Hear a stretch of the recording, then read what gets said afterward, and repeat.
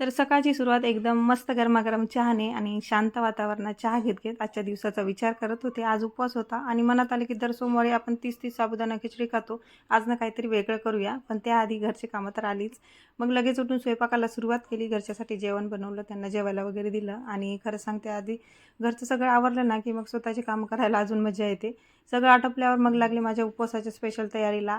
साबुदाणा आधीच भिजत घातला होता आणि त्याचे छान गोल वडे बनवायला सुरुवात केली आणि तळताना तर सुगंध एवढा भारी येत होता ना आणि पाहूनही तोंडाला पाणी सुटत होतं. मग गोडासाठी काजू कतली बनवली आणि ती बनवताना पण खूप मजा आली. एकदम सॉफ्ट आणि टेस्टी झाली होती. मग सगळं तयार झाल्यावर आम्ही सगळ्यांनी मिळून फराळ केला. मग दुसऱ्या दिवशी आम्ही गावाकडे गेलो आणि तिथून दुसऱ्या गावी आम्हाला प्रोग्रामला जायचं होतं. मग लगेच तयारीला लागले. काय घालायचं, काय घ्यायचं सगळं ठरवलं आणि मस्तपैकी रेडी झाले आणि रेडी होताना पण खूप एक्साइटमेंट होती कारण गावाकडे जायचं होतं आणि सगळ्या भेटीगाठी होणार होत्या. आणि बच्चा पार्टीसोबत मग आम्ही निघालो वडगावला आणि रस्त्यात त्यांची मस्ती तर सुरूच होती. फुल गाणं म्हणणं, हसणं, खेळणं आणि फुल ऑन मस्ती मूडमध्ये होते ते.